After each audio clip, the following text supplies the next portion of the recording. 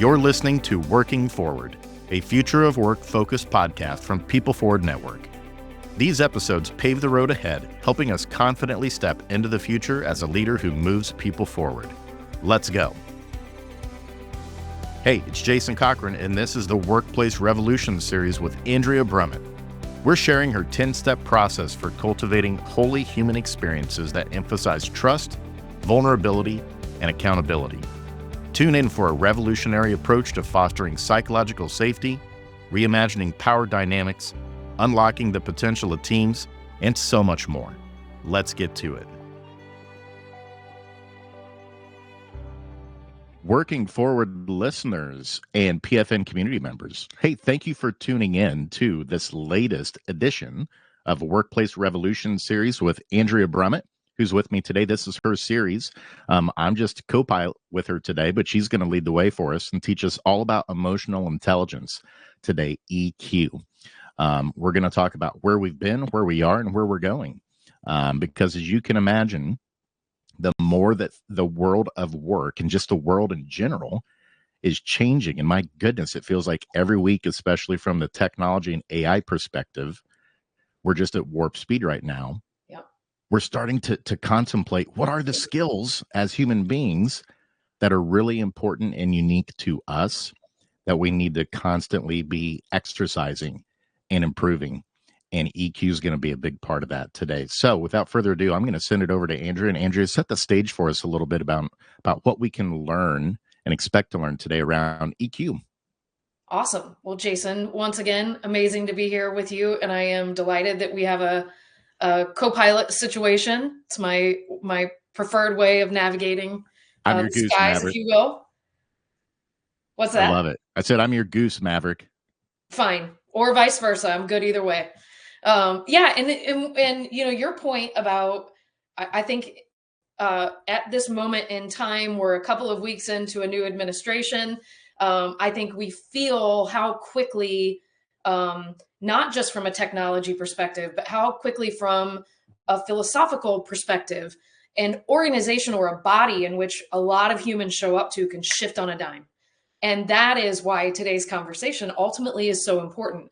I think in the context of what we are pursuing from an AI perspective, the future of what work might look like, this is where we survive. This is where humans remain relevant. Without the emotional intelligence conversation, we might as well be a machine. And I think, we're gonna lose that competition one day. So I think this is the part of that conversation where we really bolster our argument for remaining in the workplace and existing beyond machines. But just as kind of a look back to how we got here today, why we're having this conversation, this is pillar 2 in our 10 essential pillars, or kind of our perpetual pursuit of a symbiotic workplace. And we're pursuing that because it is a completely mutual beneficial pursuit or experience for everyone involved, from the founder to the shareholders to the individuals executing the work, vendors, partners, everyone. It is a holistic way to experience work. And we've built a practice here that we can be in perpetual cycle too.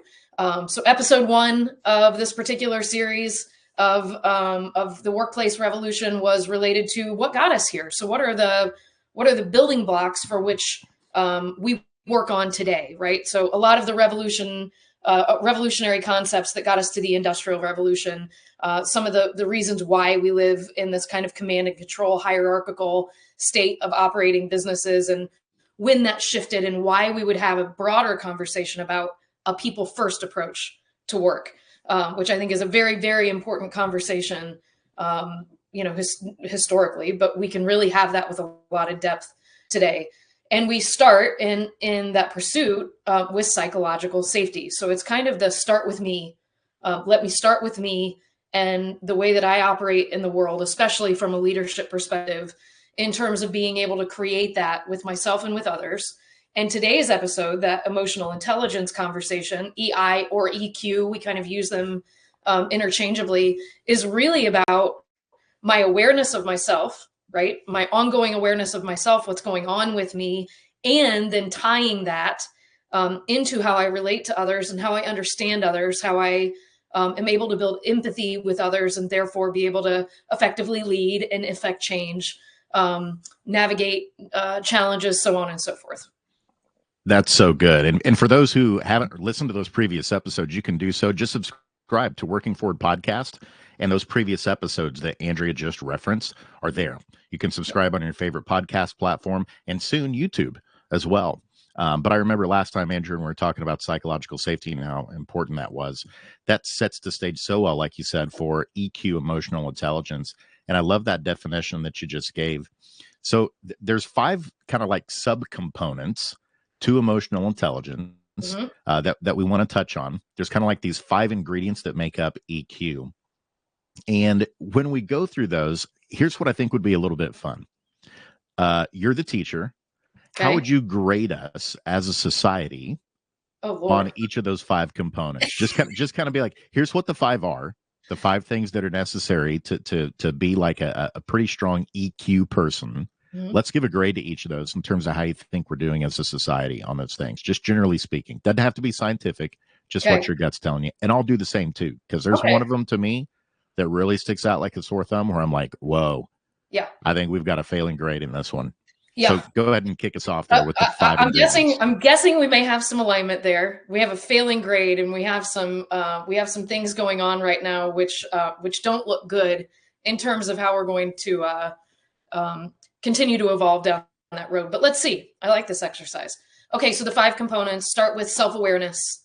Again, and that kind of goes back to that psychological safety piece, but this is a key component of building emotional intelligence. I certainly can't understand others if I can't understand myself. So that is both an awareness of my own emotions, my triggers, or another term that we use now outside of triggers is like what activates me.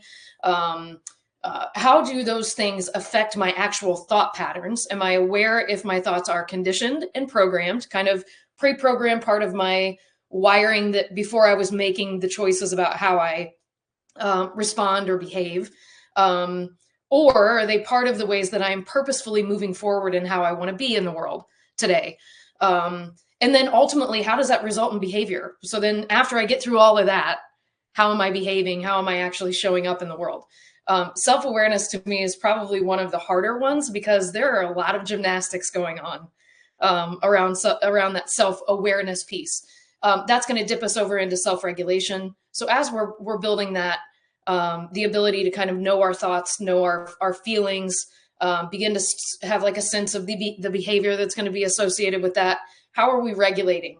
That's emotional management, right? That's being able to stay in control. When we are experiencing change, are we able to approach it adaptively? Can we do so without going into an absolute state of chaos? The next thing would be our motivation. Are we intrinsically motivated by things that bring us pleasure, that are driving purpose, or are we externally motivated by shiny objects, by the way that we're perceived, right? And so those are 2 totally different kinds of motivations in the world. And then the key one that I wonder if we share is empathy. So how am I able to be able to experience someone else's perspective? How can I put myself in their shoes? How can I take on the role of learning about myself, my own biases, being able to show up to things in a way that I don't only look at them through my lens, but I do the work, very difficult work, of trying to see the world through other people's lenses and experience and give them the space for that to be valid. And then social skills. So how do we go do all of that work in big groups? And that's where it becomes really relevant to organizations, obviously, and even more important in terms of the way we develop leaders. That's so good. And so just real quick, those top 5 for everybody that was listening that Andrea just went through, those 5 ingredients to becoming a really emotionally intelligent person. Number 1, self-awareness. Number 2, self-regulation. Number 3, motivation. Number 4, empathy. And then number 5, social skills. All right, here you go. Get that red pin out, Andrea. It's time to give a grade from your perspective as a society. How are we doing in each of these? Let's start with self-awareness. What grade would you give it? Wow. I'm going to give it a D, a solid D. Hey, it's not failing. So that's good at least. Yeah. We're getting there. thinking around a D? What made you come up with the D? I think we're doing better in this. I am encouraged by how much conversation we have around self awareness. So I think we come from man. I so much of the world has been built around what do I stand to gain? What am I going to get out of this? And I don't. The layers of this could be fun conversations later. But I think we've moved into really understanding, and we really have no choice, right? Like our input of information is everything from everywhere. And we're not necessarily built to contain all of the inputs that we're taking in. But I also think it does build empathy. It does give us an idea. My son, who's 6, is fully aware that there is an entire world full of other cultures that eat different food, live in different homes, use different kinds of transportation, are attracted to different smells. Their sensory experiences are different.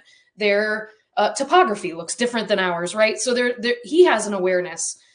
We were probably experiencing that a little bit differently at 6. It was in a book. We were all looking at the same thing, right? We weren't just experiencing the world through all of the different inputs that we are now. So I think we're getting better. Some of it because it's beyond our control. Some of it because I think that then builds a sense of curiosity and wanting to know more about other people. But I don't think we have to look very far to see how those pillars feel like they may be eroding a bit at times in terms of how aware we are of our own place in the universe, and how small we are, but at the same time, how much of an impact we can have just in the way we conduct ourselves on a daily basis with one another, right?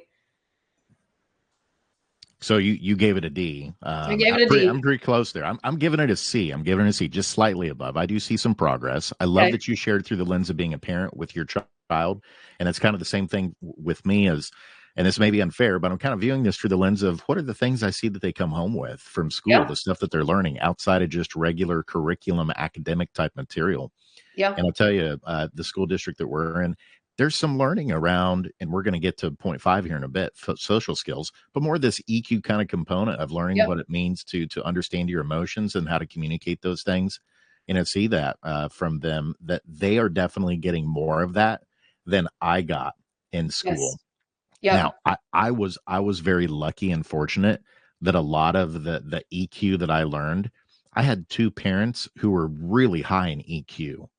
And I know that is like not something that's common. I was a very lucky kid Yep. that my parents were both very high EQ, and they were oozing with these 5 ingredients. It's just who they were. And I learned so much from watching them vicariously.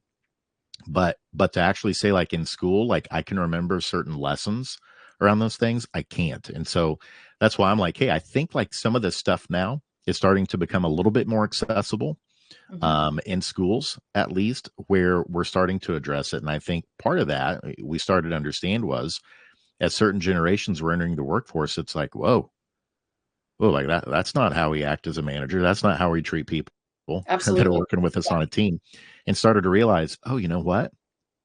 We need to go back to compulsory education, give those K through 12 years. This is when we need to be learning those building blocks of what it means to be, a good person, a respectable person, someone who Yep. thinks about others well, that is kind, and a lot of these ingredients. So for that reason, that's why I'm giving it a C, is I think we've got more research. I think we're starting to embed it more in schools. We still have room to grow for sure, Mhm. but I do think, at least compared to my schooling, that we're doing a better job educating that way. I appreciate that you slowed it down to that element too, because it is, it's easy to kind of get stuck in the components of how this works organizationally.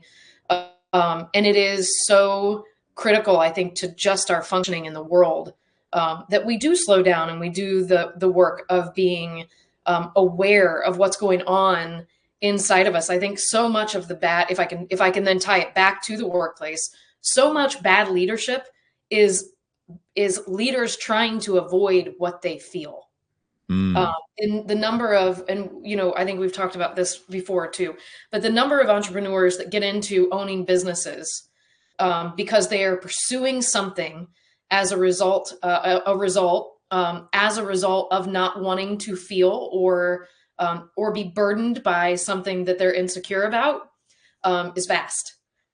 There's a lot of people that get in it to hide. And then we become leaders. We build those businesses, and we perpetuate those things, and we let feelings hide. And we don't then allow people to show up as their whole selves. Because if I'm afraid of the way I feel, I certainly don't want to spend any time with the way you feel. Right.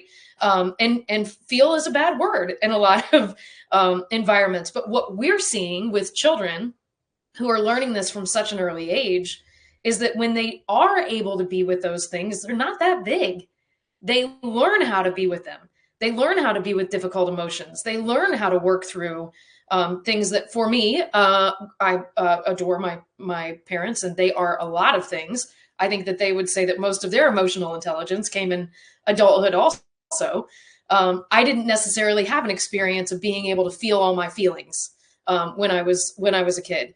And I think just watching the difference of like, I am sad, and I'm going, and everyone around me is okay with the fact that I'm sad, and I'm going to be with sad.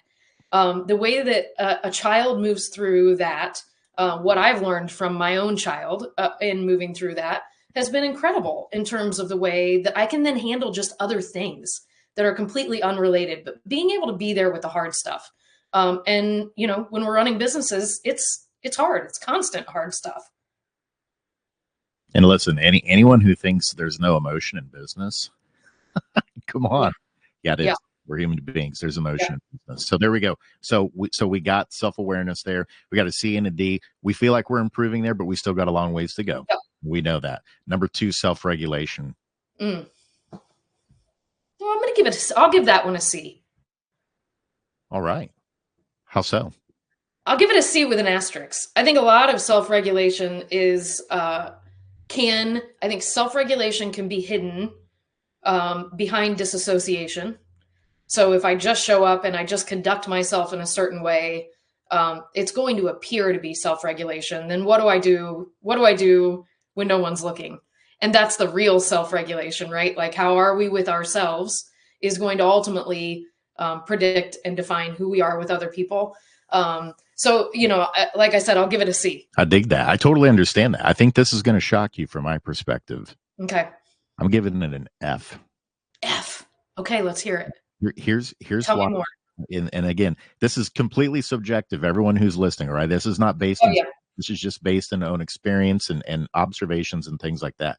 Here's why I give emotional regulation an F. I am seeing and hearing through outside consult, not a people forward network. I think we're really strong in this area, right? I give us a solid grade in this, but I see and hear a lot of stuff with other organizations where people just emotionally dump on each other. Like, if you're having a crappy day, you show up like you're having a crappy day, and then you crap on other people, kind of. Not like oversimplify it, but this whole concept of there is a gap between, yes, you are absolutely allowed and should feel how you feel, but then there's also the observable behavior that shows up in terms of how others are treated around you, kind of thing. And that doesn't mean that you have to hide those feelings. Yeah. But it also doesn't mean that you kind of have this external locus of control, so to speak, where it's like, well, all these things are going on, so I'm just going to be in a bad mood today. I'm going to treat you bad. I'm going to be short with you in this conversation. My nonverbals are going to show that I'm really upset, because then what that does, if you're on a team, is if you have some pretty intuitive, emotionally intelligent people, they're going to be like, did I do something? Sure. Right. You're going to start wondering, right? And so the reason I give this an F is because I just see a lot of, this is how I'm feeling. That's fine. But then it's like, and I need you to know it. Grade, I need you to know it. Exactly. Yeah. I'm not going to regulate it. It's going to come out, and you got to deal with it. You just got to like it. I'm putting you on notice. I'm having a bad day, kind of thing. Mm-hmm. That's why I give it an F, is because I'm seeing and hearing, I think, too much of that. Yeah.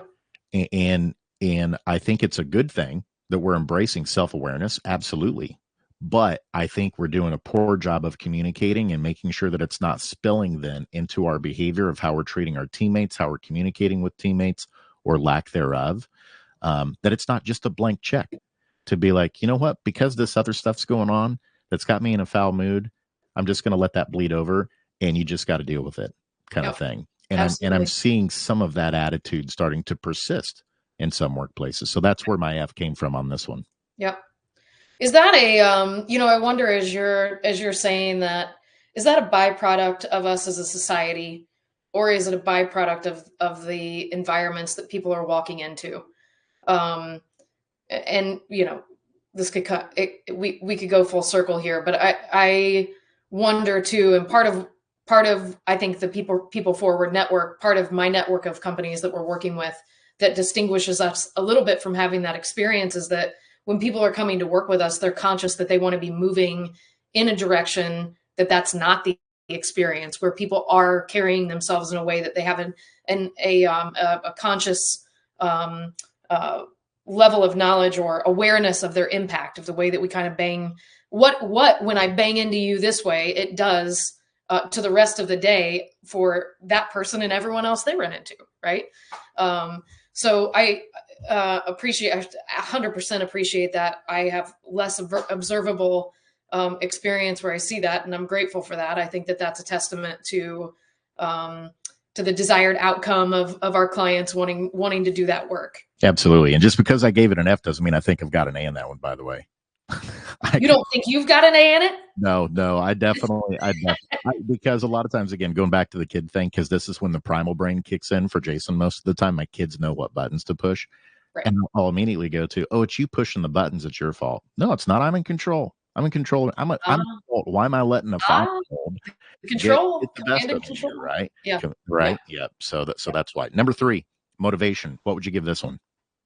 If I'm considering whether or not we're motivated by the right things, are we collectively motivated by the things that I think really move us forward? It's pretty dire. I'm gonna probably have to give it I don't really like to give us an F, but it's gonna be a D- to an F grade. I think we are distracted by shiny objects right, left, and center. And I'd like to see a lot more of us motivated by laying our heads on the pillow at the end of the day, on reflecting on how we made somebody else's life better at the end of the day, how we may have moved somebody from a margin more center at the end of the day, how we may have, brought some sort of love and light into a situation where it was non-existent, how we, all of those things. I think we lack that sense of really true purpose-driven motivation for the big picture experience. So yeah, I'm not liking what I see mostly in motivation. Not in my own personal group. I think I am very, very lucky to be surrounded by people that demonstrate this incredibly effectively. That's such a good point. I'm fortunate being, and with People Forward Network, we're around People First leaders all the time, and so I get this. I'm in this bubble of like people who love the work that they do. They're in it for the right reasons. They're putting people first, right?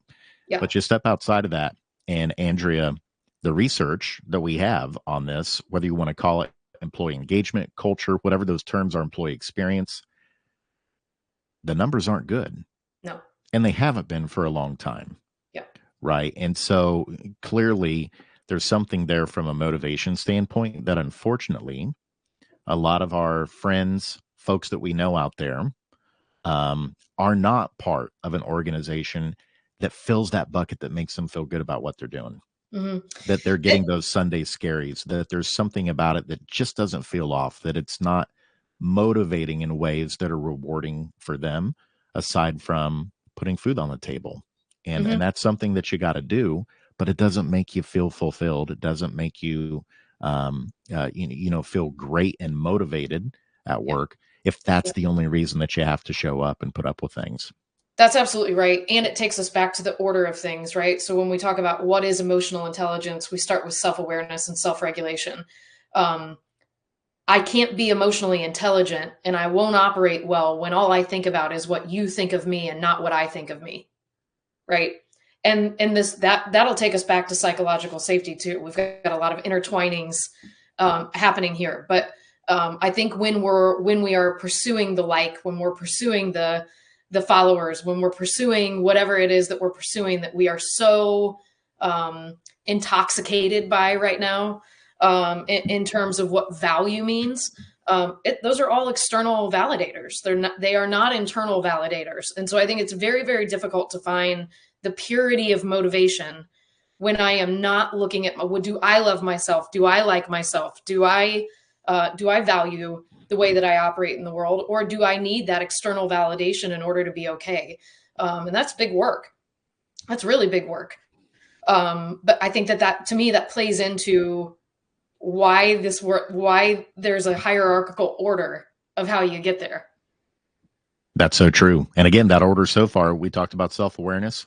We gave it some grades. Then we talked about the next thing is self-regulation. We gave it some grades. We just talked about motivation, gave it some grades. Number 4 is empathy. What grade are you giving empathy? Here we go. Yep, I thought this was going to be your F. all day. F minus maybe. Lower end of the F spectrum. Triple Fs. Triple Fs. It's awful. It's awful. And so, Andrea, just a little more kind of color commentary on that. What is it around empathy right now, or that you've seen recently, that has you given it a triple F? I think it's widely misunderstood. I believe that it's widely misunderstood. Obviously, we hear people talk about kind of conflating empathy and compassion, or empathy, sympathy, not empathy and compassion, empathy and sympathy. I think the next step is like empathy is that I think I can feel what you feel. And that's narcissism. And so that there's some things going on there that's not quite right. So I think that there is this pursuit of being empathetic or empathic that's not necessarily aligned with what true empathy is. True empathy is to truly do the work of just understanding someone's perspective, where they might be coming from and what might be going on for them, and just meeting them, being there with them. There are, if I can find it, I'll put it in the show notes, because there are some beautiful visual, and I'm going to take up time. You're going to have to edit this out on the reel, but beautiful visual cartoons about empathy for children, about simply just being there and considering the perspective of what might be going on for somebody else. The key thing, the reason I'm going to give it a triple F here, is because we cannot do empathy without thinking about the way that we are influencing how we think about somebody else's experience because of our own. And you've got, have you ever done the Harvard implicit bias test? It's not called the Harvard implicit bias test, but they have a whole research arm that you can take these free implicit bias tests. Everything from disability to different ethnicities, and it's really fascinating. We're going to have to get the link and put that in the show notes 100%. Once the show goes out. We will do that in the show notes. And every time I take it, I'm disappointed in myself. Right now, I'm gaining some compassion for myself too. But I think it is that awareness of just how much assumption we give to every single. We are meaning-making machines, and we are making meaning of everything around us all the time. And we have a tendency to believe that we're right about the meaning that we're making out of things. And so that, I think it requires a lot of humility, curiosity, and a real ability to not need to necessarily be right to be empathetic, and to be willing to be in really difficult places with people that can feel inconvenient, frustrating. I think one of the hardest things for me personally with empathy is to go to scary places, right? Like things that for me may be difficult to hold space for in my body. But if I really want to be an empathetic person, I've got to be willing to show up to those things. And I have a ton of learning to do there, a ton, right? I don't claim just because I know the order of these that I'm a master of any of them, by the way. So I think it's, I think we have a long way to go. And when we're talking about kind of turning back the clock on some of the DEI initiatives. I'll do the careful walking of the beam in terms of giving everyone space for their perspectives. But what I won't do is sidestep how tragic it is that it will likely pull back the work on what we need to do to understand people's different experiences, origin stories, perspectives. The world needs it. We just need to do a better job of it, period. And I hope we purposefully, if we're gonna redirect our work in that way, I sure hope we don't sacrifice that work, the work of understanding our biases more deeply. It's going to make it a lot harder, isn't it? With a lot of the DEI going away in organizations, that was kind of like the piece that was like, you know what? These are some character flaws we have as an organization that we need to work on. And there was accountability to do so. And there was support and structure and development to do so, to support everyone that way.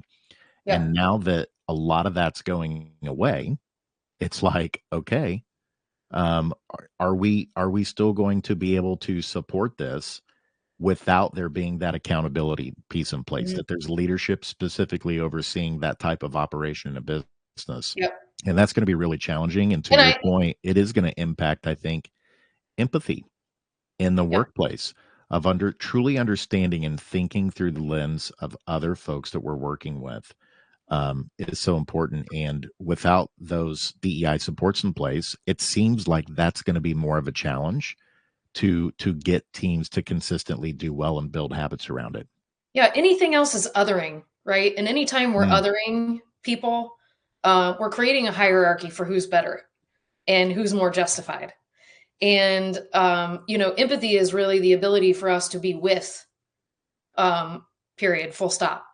And I think that, when we're choosing who it's okay, who's good enough to be with, or who it's okay to be with, or who I'll justify being with, we continue to do the work of othering. And othering is incredibly dangerous. And we just need to do the good work of being aware of history over and over and over again, and what happens when we other.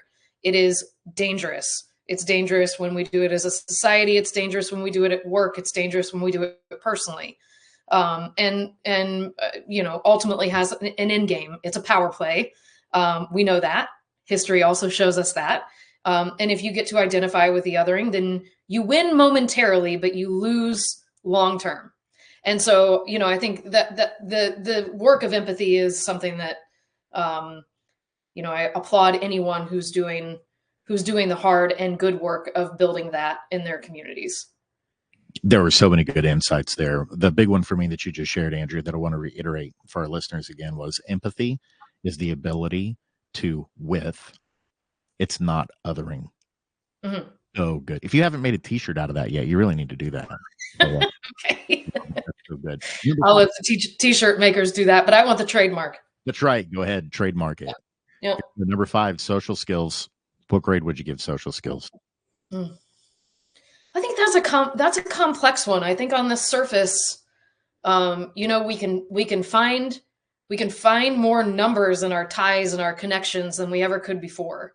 But that's not really social skills, right? That's social networks. I think from a skill standpoint, we're suffering deeply. And I think walking back again on this one, I think our ability to really, I think organizationally we're doing much better, to be honest with you. I think workplaces get to cheer this one on a bit. I think a lot of work's been done in terms of relationship development, communication, leadership development, collaboration, the tools that we use, right? I think technology has really done us a ton of favors there. But then in terms of how we actually relate to one another, how we hold one another in safety, I think we from a collective, I think we still have work to do, and a lot of skills to build on some of the folks entering the workforce now, or who are going to enter the workforce. That is not an actual detriment. They have a lot to offer. We have a lot to learn from them. And I think the face-to-face, mouth-to-mouth, eye-to-eye working through things is going to be, we're almost starting from scratch in some ways when we get to the workplace, especially if we're calling people back to this in-person working relationship. There's going to be some dynamics that I think organizations need to be prepared to support. And if you're leading an organization as a later gen leader thinking, what is wrong with these people? Shame on you. Do the work of providing the tools that all of your workplace, your workforce is going to need, because those younger people are going to need some support in managing how to navigate that. That's not, it's not part of their kind of native environment as much as we would like it to be. So I'm not an evolutionary biologist, but I want to share something here that ties into that. Okay. I'm not either. I got to look up. I've got to validate the research on this, but it's a fascinating concept. So from an evolutionary perspective, changes in who we are as Homo sapiens over time, right? Incremental changes of things based off of repeated patterns of behavior, things that epigenetically just start because of the way we interact with the environment, starts to long-term over time make changes in our anatomy or things like that, right? I've been seeing some things where there are some scientists saying they believe, and I don't know how many years down the road it is, probably several hundred, but because of how much humans now have their head down instead of up, because of looking at primarily phones in particular, but tablet screens of that nature, that they really believe that there's going to be anatomical changes to our vertebrae and disc structure and things in our neck and back to accommodate how much more we're looking down. That's wild. Isn't that wild to think about? Yeah. That there could literally be physical changes in the design of Homo sapiens over time that are reflective of just how much our heads are down instead of being up. And when I started coming across that stuff, it just hit me. It's like, this isn't just theoretical social skill stuff. Like, this even has implications for the design of our bodies and what we're doing and how we're interacting with each other. It just blew my mind when I saw some of that stuff. And the visual that I get there, and we're talking about social skills, is we've got some teens in the family, and if you go to dinner, so it's not just people entering the workforce. If you go to a meal or to whatever, just having a holiday gathering with teenagers, you see them, they may even be communicating through their devices sitting next to each other, right?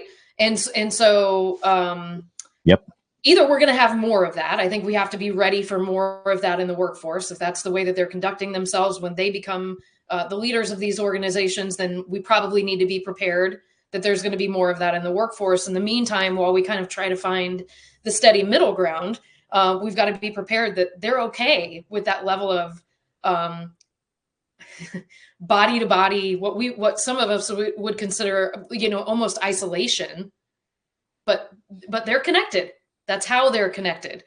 So it's just being redefined, and that visual of like heads down on phones, even though we're with people, to me is like the reflection of the grade that I gave it.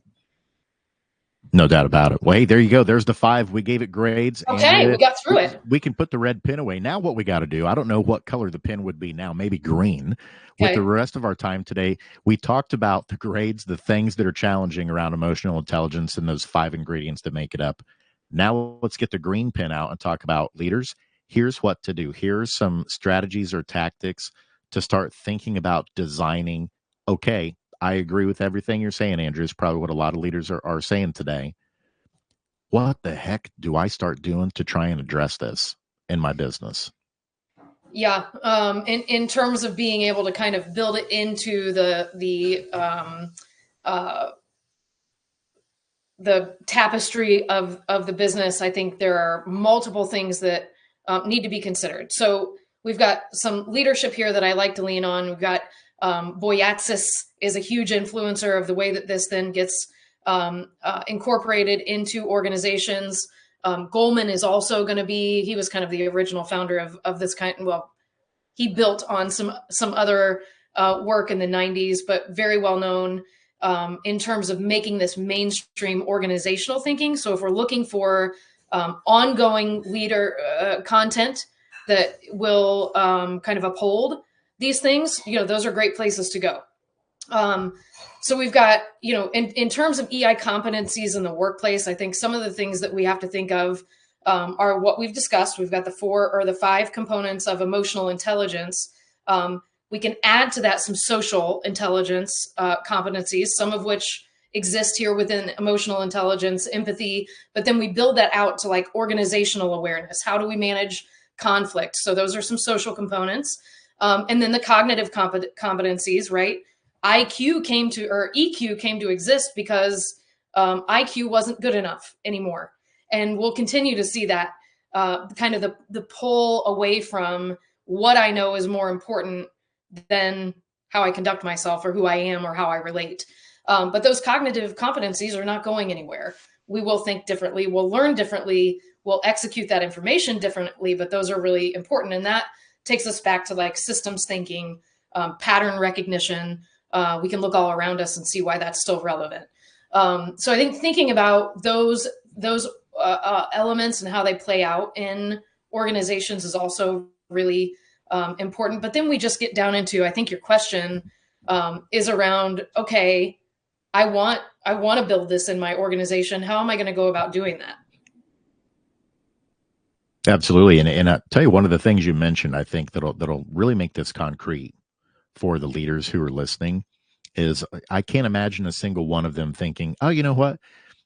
We do conflict resolution. We're going to give ourselves an A+ on that. I would have to think universally across the board, that would be one in particular. Like, how do we resolve conflict better in our organization?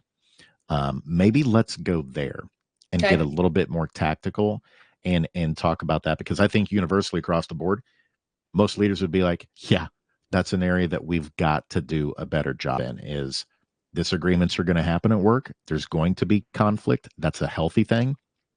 But we are at a loss for how we do it in a constructive way that not only moves the business forward, but also strengthens and fortifies relationships, that there's safety and trust there, that there can be people speaking up and disagreeing. So let's go there. Let's talk about conflict resolution. How do you go about trying to making resolving conflict go better in organizations? You might remember in our conversation about psychological safety, one of the misconceptions about psychological safety is the absence of conflict, right? That environments are safe because I see no evidence of conflict, and that is actually counterintuitive to what we're looking for out of psychological safety in the workplace. What we want are organizations where healthy conflict is actually encouraged, where we are taking however conflict originates, right? It can originate in mistakes. It can originate in misproduction. It can originate in not agreeing on the way something's going to go, but that we have a format for which we can bring those issues in a safe way and know that we're going to conduct ourselves predictably. So I think a lot of that shows up in the psychological safety of who we are as individuals. In terms of the emotional intelligence part of that, it is, again, some of the things that we've already talked about. It is self-awareness. So I have to be able to show up in a way that I've got an awareness of the things going on with me, and that I am purposefully conducting myself in a way that feels safe to others, which leads into the self-regulation. Then we get into the empathy component, which is that I'm going to watch you for cues, right? I'm going to pick up on what's going on for you. We've developed a predictability in terms of the way that we're going to navigate this particular conflict. We have an ability to be able to say, when you did this, it made me feel, and I wonder if we could do that differently the next time, right? Like, we've got the ability to be vulnerable about our own experience, about representing our own experience in those situations. So those are a couple of things that I would lean on in terms of conflict. But I think, in order to get to the point in an organization that we're doing conflict well, I think we have to really start in the training for self-awareness. And that feels strange, I think, organizationally, but that is where EQ training begins, is ultimately, especially from a leadership perspective, how do I raise awareness of myself? I probably have to go get feedback from others. We encourage journaling, right? You set an alarm that goes off at various times. We stop, we think about, okay, what state am I in right now? I'm going to journal it. How do I know that I'm in this state? And how can I pick up on patterns that ultimately I can understand myself and the way that I feel better? Maybe I have a journal where I mark what I feel like when I log in every day or when I walk into the office every day. How do I feel by the time I get to lunch? What are my feelings about walking out of the office or about logging off? What happens when my phone dings? What kind of feeling do I have coming up? We just build in all of these places where we can begin to gain that self-awareness. How do I feel when a certain person walks into my office, or when I'm in a certain situation? Some of the other components that we can use there are personality assessments or even EQ assessments that we can move into a little bit more of like the mindfulness and regulation piece, and that is a critical component of conflict resolution.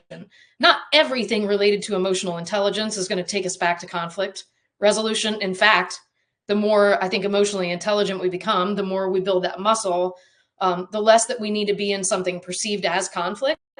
Not that there's anything wrong with conflict, but we're likely so far out ahead of it most of the time that we aren't going to find ourselves in something that feels like conflict as often. That is so good. So in my prior life, when I was co-hosting Geek Skeezer's Googlization, which was a different podcast I did with Ira Wolf, one of the things we do at the end with our guests is we'd kind of do like a lightning round to Okay. get them on a more personal level. And Yep. what you just shared reminded me of this. We'd ask questions about like, okay, what's a bucket list item you have? If you could, have a superpower, what would it be? But my favorite question that we would ask, and I promise this ties into what you just shared, my favorite one we'd ask, what's a pet peeve? Uh-huh. Tells you a lot about somebody. Yeah, it does. What's your trigger? What's your trigger for it? And it could be something as simple as, you know what? Really makes me upset when people don't roll up the toothpaste tube. Like that really makes me upset. Upside down toilet paper. I just can't get it, something like that. Or sometimes, they'd answer and they'd be like, here's something at work. Like when folks do this really just pisses me off. Mm-hmm. Or it can just kind of puts me in the wrong place, wrong mindset.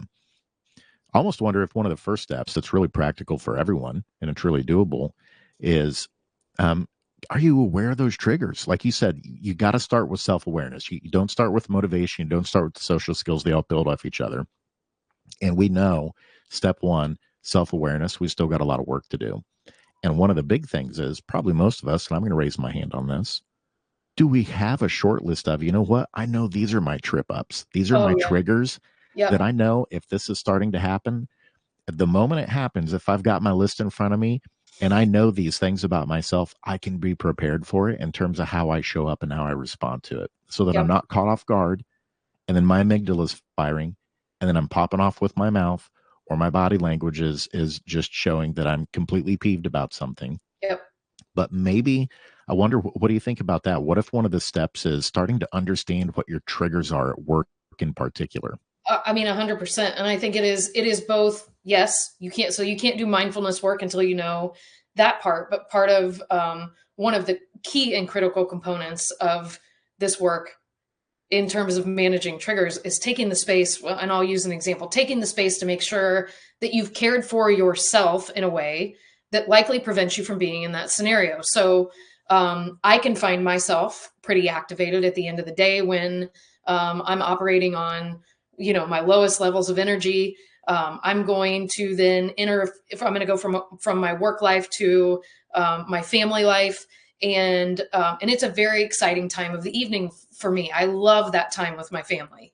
And it just so happens to coincide with the part of the day that I'm probably at my most exhausted, right? All of the thinking, all of the engaging, all of the relating to people. Really, I just want to get back to the safety of my home and family. And I have a 6-year-old who's like, let's go, right?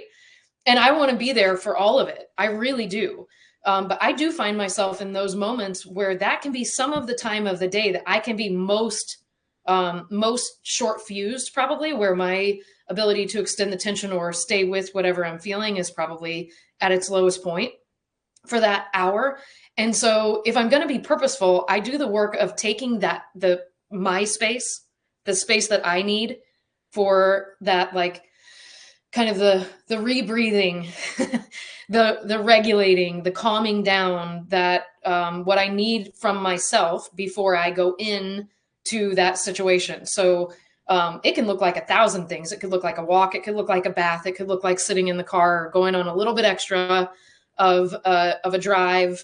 whatever it is, that I'm prepared to walk into that moment, especially with him, where all he wants is, that the connection, the enthusiasm, and that's a limited resource where I'm not always going to have that. So I want to show up to that my best self as often as I can.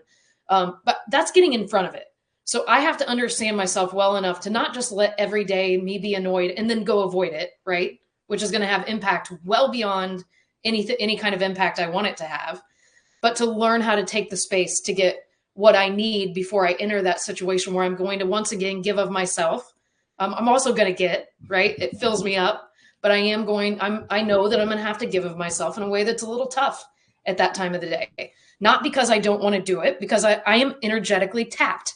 And so that's an example that I would give there. And then how can we connect that back to work? Because we have those same kinds of life sucking cycles, all day, every day, in some cases, in terms of meetings or things that we do, people we have to relate with, things that we've got to execute.